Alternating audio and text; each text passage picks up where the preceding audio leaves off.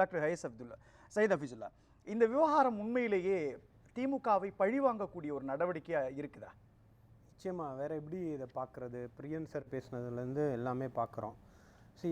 அடிப்படையில் இதை உலகத்தில் எல்லாருமே மறுப்பாங்க. இவர் தூத்துக்குடி செல்வம் சார் சொன்னது, ஈடிக்கும் பாஜகவுக்கும் சம்மந்தம் இல்லை அப்படின்னு சொன்னால் சில டைம் ஈடியுமே நம்பாது, பாஜகவுமே நம்பாது. அந்த அளவுக்கு ஈடியும் பாஜகவும் ஒன்றுக்கு ஒன்று இணைந்திருக்குது. இன்னொன்று, ஈடியுடைய கிரெடிபிலிட்டியே இன்றைக்கி ரொம்ப கேள்விக்குறியாக இருக்குது. சமீபத்தில் ஒரு 6-7 மாதம் இருக்கும், தமிழ்நாட்டில் திவாரின்ற ஒரு அதிகாரி வந்து 20 லட்சம் ரூபா பேரம் பேசி ஒரு டீன் கிட்ட கைது செஞ்சோம். அதனால் ஈடி வந்தாலே ஏதோ ஒரு நியாயமாக வருது, ஒரு ஆனஸ்ட் ஆஃபீஸர்லாம் கிடையாது. 2-3 நாளைக்கு முன்னாடி சிம்லாவில் சிபிஐ ரெய்டு பண்ணுது. 3 ஆஃபீஸர்ஸ் கையில் ரொக்கமாக 1,14,00,000 ரூபா.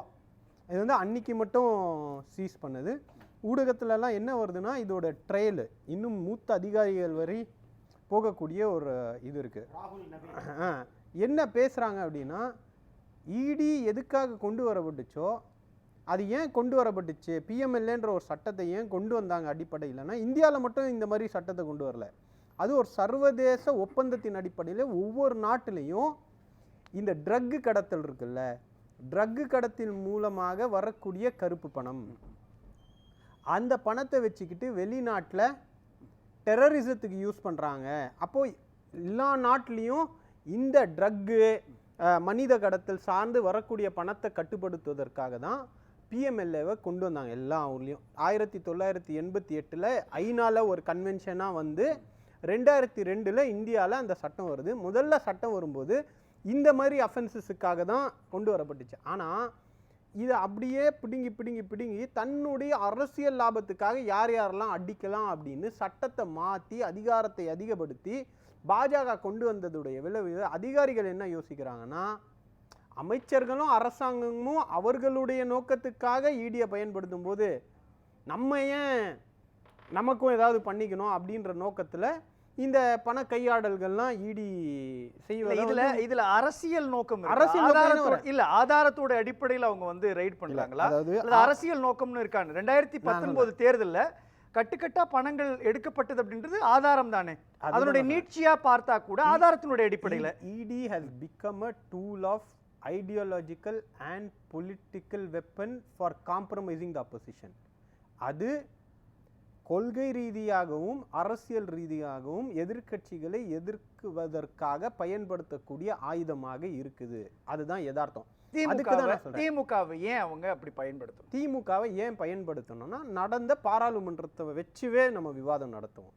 அன்னைக்கு பாராளுமன்றத்தில் இவர்கள் கொண்டு வர வேண்டிய அநியாயங்கள்லாம் தடுத்தது யாரு?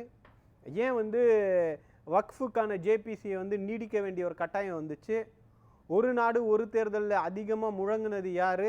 பாஜகவுடைய கொள்கைகளை இந்தியாவுடைய பன்முகத்தன்மையை சிதைப்பதற்காக கொண்டு வரக்கூடிய ஒரு கொள்கையும் ஒரு மிகப்பெரிய தடுப்பு சுவராக இருப்பது திராவிட முன்னேற்ற கழகம்.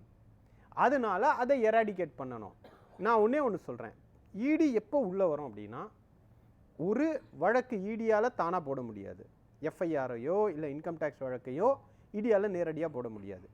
யாரோ ஒருத்தர் போட்டிருக்கக்கூடிய எஃப்ஐஆரில் யாரோ ஒருவர் போடுகின்ற இன்கம் டேக்ஸ் வழக்கில் அதை விசாரிக்கிறதுக்காக அந்த பணம் வந்து கையாடல் மணி லாண்டரிங் நடந்திருக்கான்னு பார்க்குற அதிகாரத்துக்காக தான் அது வந்திருக்கு. அப்போ நீங்கள் நேர்மையானவங்களாக இருந்தால் அப்போ பதியப்படுகின்ற எல்லா எஃப்ஐஆருக்கும் இடி வரணும், அல்ல ரொம்ப முக்கியமான எல்லா எஃப்ஐஆருக்கும் இடி வரணும். அது எப்படி எங்கெங்கெல்லாம் எந்தெந்த எஃப்ஐஆரில் திமுக சம்மந்தப்பட்டிருக்குமோ அப்படின்ற பேர் வரக்கூடிய 11 கோடி. இப்போ நாளைக்கு ரீகனும் நானும் நட்பில் இருக்கோன்னு வச்சுக்கோங்களேன், ரீகன் எலெக்ஷனில் நிற்கிறீங்க, ஏன் வீட்டில் 10 கோடி பிடிச்சா ரீகனுக்கும் சம்மந்தம் இருக்குன்னு எப்படி எடுத்துக்க முடியும்? அப்ப அந்த அதுல தான் தூத்துக்குடி செல்வன் என்ன சொல்றாரு, நீங்க ஏன் ஈடியை வந்து பாஜக கூட கனெக்ட் பண்றீங்க? ஏன் பாஜக? அது தன்னாட்சி பெற்ற ஒரு அமைப்பா இருக்கு. அதுதான் சொல்றேன், அது தன்னாட்சி பெற்ற அமைப்புன்றது அவருடைய மனசாட்சிக்கு அது தெரியும் என்னன்றது. நான் ஏன் அதை சொல்றேன்னா, அது தன்னாட்சி பெற்ற அமைப்பா இருந்தால் தான் அவ்வளோ உதாரணங்கள் கொடுத்தாங்களே. ஹெமந்தா பிஸ்வா என்ன ஆச்சு, அப்படியே பாஜகவோட சேர்ந்து அப்படியே இடி திரும்பிட்டு வந்துடுது. அதே அடுத்தது வாங்க நம்ம மகாராஷ்டிராவில் அஜித் பவாருக்கு என்னாச்சு? 70,000 கோடி ஊழல்னு பிரதமர் சொல்றாருங்க. சொன்ன பிரதமர் 72 மணி நேரத்துல அந்த நபரை கூப்பிட்டு வந்து துணை முதல்வர் பதவியை பக்கத்துல உட்காந்து கொடுக்கும்போது இடி எப்படி தன்னாட்சி பெற்ற அமைப்பா இருக்கும்? அதுக்கப்புறம் போய் எப்படி அவர் மேல வழக்கு நடத்தும்? ஒவ்வொரு தேர்தல் பாண்டுக்கும் இடிக்கும் சம்பந்தம் இருக்கு. பாஜகவுக்கு நீங்க சொல்ற அந்த லாஜிக் புள்ளி சில நேரங்கள்ல அரசியல் தேர்தலை ஒட்டிய ஒரு ரைடா இருந்துச்சுன்னா நம்ம முகாந்திரத்தோட அடிப்படையில் பேசலாம். தமிழ்நாட்டுல அரசியல்ல இப்போ தேர்தலே இல்லை, இப்போ நடத்த வேண்டிய அவசியம் என்னன்றது ரொம்ப ரொம்ப நல்ல கேள்வி. இன்னைக்கு வந்து சமீபத்துல கவர்னர் உள்துறை அமைச்சரை பார்த்துட்டு வந்தார். ஒரு வாரம் கூட இருக்காது, உள்துறை அமைச்சரை போய் பார்த்துட்டு வந்தார். இங்கே ஆளுநர் பாஜக தலைவராக எக்ஸ் அஃபிஷியோ பாஜக தலைவராக செயல்பட்டு இருக்கார். இப்போ இங்கே இந்த ஆண்டிலிருந்து 2 முக்கியமான நரேட்டிவை செட் பண்ணுவதற்காக பாஜகவும் அதிமுகவும் கைகோர்த்து நிற்குது. ஒன்று வாரிசு அரசியல்னு பேசுறதுக்கும், 2 சட்டம் ஒழுங்கு கெட்டு போயிடுச்சுன்றதுக்கும், இன்னொன்று அமைச்சர்கள் மீது ஊழல் அப்படின்றதுக்கும். இதுக்கு இப்பத்துலேருந்தே வேலை பார்க்கணும். இதுக்கும் ரைடுக்கு என்ன சம்பந்தம்? ரைடு எப்போ வரும்? ஊழல் நடந்திருக்காதான் வரும். அப்போ இடி ரைடு வருது, திமுக ஊழல் பண்ணுச்சு அப்படின்னு ஒரு நரேட்டிவை இப்பத்துலேருந்தே கட்டமைக்கணும். இன்னொன்று, நாங்கள் சொல்கிற ஒரு குற்றச்சாட்டு இன்னைக்கு நிரூபணமாகுது. அதிமுகவும் பாஜகவும் கள்ள கூட்டணியில் இருக்குன்றதுக்கு உதாரணங்கள் எங்கள் மீது பதியப்பட்ட வழக்குகளுக்கு முன்னாடி போடப்பட்ட எஃப்ஐஆர்களில் கூட இன்னும் அதிமுக மீது நடவடிக்கை எடுக்க தயங்குகிறது. இல்ல, நீங்க சொல்றது புரியுது. ஏதோ ஒரு வகையான அரசியலை கட்டமைக்கிறாங்க. அப்போ பாஜகவோ அல்லது திமுகவோ எந்த புள்ளியிலுமே திமுகவினுடைய அமைச்சர்கள் அல்லது திமுகவினுடைய நிர்வாகிகள் ஊழலில் ஈடுபடுறாங்க அப்படின்னு எங்கேயுமே பிரச்சாரம் பண்ணல. அவங்க சொல்றதெல்லாம் தமிழ்நாட்டில் சட்டம் ஒழுங்கு பாதிக்கப்பட்டிருக்குது. இப்போ ரீசெண்டா ஒரு வாரத்துக்கு கூட எடுத்துட்டா கூட அண்ணா பல்கலைக்கழகம் இதுதானே பேசிட்டு இருக்காங்க. DMK files D1, DMK files 2 எது, ஃபைல்ஸ் 3 விட அதெல்லாம் முடிஞ்சிருச்சு இல்ல. ஃபைல்ஸ் 3 விட போறேன்னு சொல்லிட்டு இருக்கிறது யாரு? இல்ல, ஃபைல்ஸ் அவரோட ஃபைல்ஸே வந்துச்சு. அவரோட ஃபைல்ஸே இப்போ வந்துச்சு. இல்ல, அதெல்லாம் முடிஞ்சு அந்த டாக்கே இல்லையே பொலிட்டிக்கல்ல. அதை கொண்டு வருவாங்கங்க. ஒரு நரேட்டிவும் ஒவ்வொரு டைம்ல கொண்டு வருவாங்க. இப்போ சட்டம் ஒழுங்கு உண்மையிலேயே பாதிச்சிருக்கா விவாதம் பண்ணுவோமா? NCRB டேட்டா ஒன்றிய அரசு வெளியிடுது. இங்க இருக்கக்கூடிய மற்ற மாநிலங்களை விட இங்க பெண்களுக்கு எதிரான குற்றங்கள் குறைவுன்னு சொல்லுது. நீங்க ஆண்டு கொண்டிருக்கக்கூடிய யூபி மாப்பி அதை விட இங்கே பெண்களுக்கு எதிரான குற்றங்கள் குறைவு, கொலைகள் குறைவு, கடந்த ஆட்சியை விட இந்த ஆட்சியில் கொலைகள் குறைவு அப்படின்னு வரும்போது சட்டம் ஒழுங்கு கெட்டிருக்குன்னு எப்படி திடீர்னு இவங்க ஒரு கட்டமைக்கிறாங்களோ அந்த மாதிரி ஊழல் நரேட்டிவை கொண்டு வருவதற்கு இந்த மாதிரி அடிக்கடி ரெய்டுகள், இந்த செய்திகளை மக்கள் கிட்ட பரப்பிக்கிட்டே இருந்து திமுகவுக்கு எதிரான மனநிலையை தேர்தலுக்கு முன்னாடி தயார்படுத்துவதற்கான ஒரு முயற்சி தான் இது. அதனால ரொம்ப நேரம் குறுக்கிட்டு இருக்கிறாரு தூத்துக்குடி செல்வம், ரொம்ப நேரமா குறுக்கிட்டு இருக்கீங்க. மன்னிக்கணும், வேற ஒண்ணு இல்ல. இப்ப சமீபத்துல ஒரு வாரத்துக்கு முன்னால அண்ணா யூனிவர்சிட்டியில ஒரு குழந்தைக்கு ஒரு பாலியல் வன்கொடுமை நடந்திருக்கு. அது திமுக நிர்வாகி, அதுல அமைச்சர் ஒரு கருத்தை சொல்கிறார், கமிஷனர் ஒரு கருத்து சொல்றாரு, நின்னுங்க ஆணையர் ஒரு கருத்து சொல்றாரு. இத நீங்க நியாயப்படுத்தி பேசிட்டு இருக்கீங்களா? இதெல்லாம் நியாயப்படுத்தல.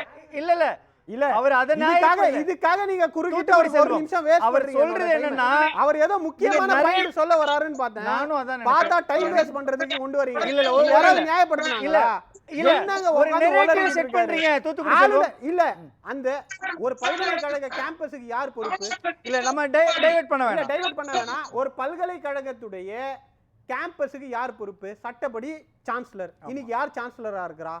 ஆளுநர் சான்சலரா இருக்காரு. அவரு வைஸ் சான்சலர் போடாம அடம் பிடிக்கிறது யாரு? இன்னைக்கு ரெஜிஸ்ட்ராரா இருக்கிறது யார் போட்டது? இல்ல, விவாதத்துடைய மையப்புள்ளி அது இல்லனா நீங்க பேசி மாத்த கூடாது. நரேட்டிவ் செட் பண்றீங்களா? இது ஒரு நரேட்டிவ் பாத்தீங்களா? விவாதம் எதை பத்தி போயிட்டு இருக்கு, கொண்டு வந்து எதை பத்தி பேசுறாரு? இந்த நரேட்டிவ் தான். இந்த நரேட்டிவ் உடைய ஒரு கிளை தான் இந்த ஊழல்ன்றது. அதனால நீங்க என்ன வேணாலும் பேசுங்க, மக்களுக்கு தெரியும். 5 மணி நேரத்துல கைது பண்ணோம். உங்களுக்கு எல்லாம் ஒரு தார்மீக பொறுப்பு இருக்கா? பொள்ளாச்சி வழக்கு 4 வருஷம் ஆச்சு சிபிஐக்கு மாத்தி, இன்னும் என்ன நடவடிக்கை கூட எடுக்காத நீங்க எங்களுக்கு எப்படி நடவடிக்கை எடுக்கணும்னு வகுப்பு எடுக்கிறீங்க? வெக்கப்பட வேணாம் இதெல்லாம். இல்ல, அவர் கேக்குறது என்னன்னா, ஊழல் சில முகாந்திரங்கள் இருக்குன்ற அடிப்படையில தானே அவங்க ரைட் பண்றாங்க.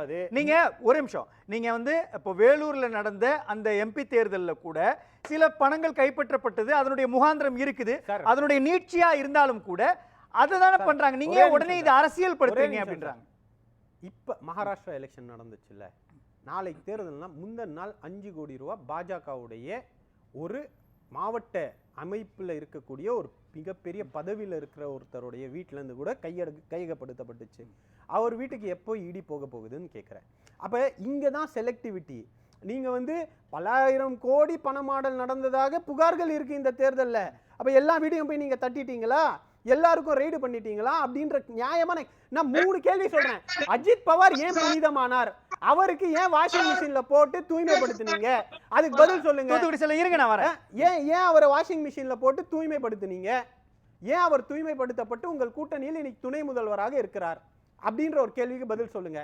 அடுத்தது ஹிமந்தா பிஸ்வா மீது இடி ஏன் கரிசனம் காட்டி கொண்டிருக்கிறது அப்படின்ற ஒரு கேள்வியை கேளுங்க. அதுக்கு பதில் சொல்ல மாட்டாங்க. இடி தன்னாட்சி அமைப்பு அது தன்னாட்சி அமைப்பு பேப்பர்ல இருக்கு. ஆனா நீதிமன்றம் ஒரு பார்வை எடுத்திருக்கிறது. இப்ப பெயில் கொடுத்ததுல கூட இடியுமே ஆட்சியாளர்களுடைய கைப்பாவாக இருப்பதாக நீதிமன்றத்துடைய பார்வையே இருக்குது. அதனால இதெல்லாம் பார்த்துட்டு நீங்க அண்ணா யூனிவர்சிட்டி மேட்டரை வந்து நாங்க ஒரு 5 நாள் விவாதிச்சுட்டு இல்ல தோல் உரித்து காட்டிருக்கின்றோம். நான் திரும்ப ஒரு பதிவு செய்யறேன். இந்த மேட்டர்ல வந்து மிக சென்சிட்டிவாக தமிழ்நாடு அரசு செயல்பட்டிருக்கிறது. ஆனா சென்னை உயர்நீதிமன்றம் சொல்வது போல நீங்க மீடியாவுடைய அட்டென்ஷனை பெறுவதற்காக இந்த பிரச்சனையை திரும்ப திரும்ப பேசி அந்த பாதிக்கப்பட்ட பெண்மணியுடைய உளவியலோடு விளையாடிக்கிட்டு இருக்கீங்க. தயவு